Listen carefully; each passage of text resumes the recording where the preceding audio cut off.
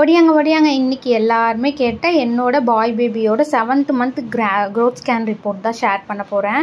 எல்லாருமே anomaly scan ரிப்போர்ட்லாம் பார்த்துருப்பீங்கன்னு நினைக்கிறேன். பார்க்கலன்னா கீழே டேக் பண்ணுறேன், பார்த்துட்டு வாங்க. இந்த ரிப்போர்ட் தாங்க. இதை வச்சு தான் நான் எனக்கு வந்து பாய் பேபின்னு ஒரு ப்ரெடிக்ஷனுக்கே வந்தேன். பிகாஸ் இப்படி மென்ஷன் பண்ணியிருந்தா எல்லாருக்குமே பாய் பேபி தான் பிறந்துச்சு. அண்ட் ஷார்ட்ஸில் கூட நான் இதை வந்து போட்டிருந்தப்போ கமெண்ட்ஸ்லேயும் சொல்லியிருந்தீங்க, ஆமாம் எனக்கும் இப்படி சொன்னாங்க, பாய் பேபி தான் பிறந்துச்சுன்னு சொல்லிட்டு நிறைய பேர். ஸோ வாங்க வீடியோவில் பார்க்கலாம். அதுக்கும் முன்னாடி சப்ஸ்கிரைப் பண்ணிட்டு அந்த லைக் பட்டன் மட்டும் அழுத்தி விட்டுட்டு வீடியோ பாருங்கள். அப்போ தான் ஷேர் ஆகும் நிறைய பேருக்கு. இந்த ஸ்கேனை வந்து க்ரோத் ஸ்கேன்னு சொல்லுவாங்க. 7th month and 9th month எடுப்பாங்க. அப்படி இல்லைனா 7th மந்த் மேலே எப்போ எடுத்தாலுமே அதை க்ரோத் ஸ்கேன் இல்லைனா ஃபுல் ஸ்கேன்னு தான் சொல்லுவோம். இந்த ஸ்கேன் ரிப்போர்ட் வச்சு தான் நமக்கு வந்து மோட் ஆஃப் டெலிவரியும் டிசைட் பண்ணுவாங்க. பட் இது வந்து 9th மந்த் ஸ்கேனில் ஒரு சிலருக்கு பேபி பொசிஷன்லாம் சேஞ்ச் ஆகும். ஒரு 50% ப்ரெடிக்ட் பண்ணுவாங்க, சி செக்ஷன் ஆர் நார்மல்னு. நான் வந்து கேந்திரா ஹாஸ்பிட்டலில் தான் ஃபர்ஸ்ட் டெலிவரி பார்த்தேன். நான் ஆல்ரெடி வீடியோவில் சொல்லியிருக்கேன்ல. ஸோ எனக்கு வந்து 24 வீக்ஸில் ஒரு வாட்டி, 31 வீக்ஸில் ஒரு வாட்டி, 35 வீக்ஸில் ஒரு வாட்டின்ட்டு 3 வாட்டி ஸ்கேன் பார்த்தாங்க. இந்த ஸ்கேனில் நம்ம பேபியோட பொசிஷன், பிளேசண்டா எப்படி இருக்குது, இன்டர்னல் ஓஎஸ் ஏதாச்சும் கவர் பண்ணியிருக்கா இல்லை நார்மலாக இருக்கான்னு தெரிஞ்சுக்கலாம். அண்ட் பேபி சுற்றி இருக்க தண்ணி அளவு கண்டிப்பாக பார்ப்பாங்க மந்த்லி.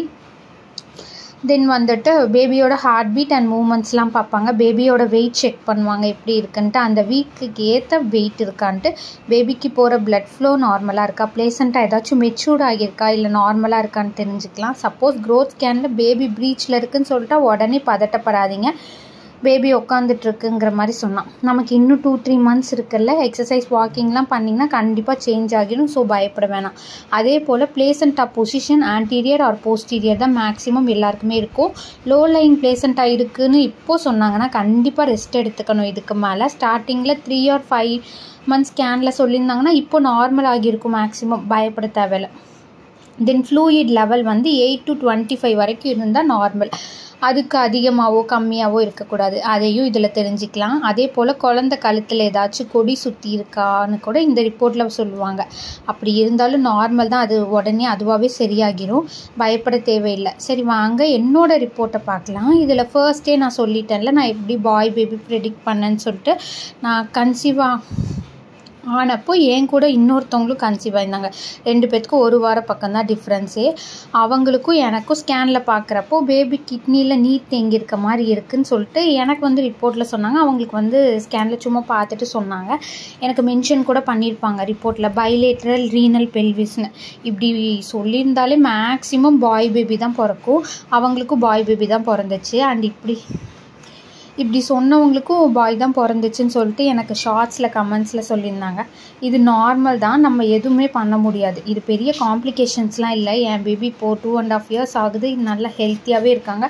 எனக்கு இந்த ஸ்கேன் வந்து 30 weeks 6 daysல எடுத்திருக்காங்க. சிங்கிள் பேபின்னு மென்ஷன் பண்ணியிருக்காங்க. செஃபாலிக் பேபி வந்து தலை கீழே தான் இருந்துச்சு ஸ்டார்டிங்லேருந்தே.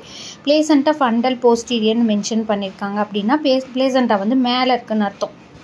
தண்ணி அளவு லைட்டாக அதிகமாக இருக்குதுன்னு போட்டிருக்காங்க. ஸோ அதனால் என்னை மந்த்லி செக் பண்ணுவாங்க. பேபியோட வெயிட் பாருங்கள், 1.624 grams போட்டிருக்காங்க. பேபி வெயிட் நார்மல் தான், அந்த வீக்குக்கு ஏற்றது.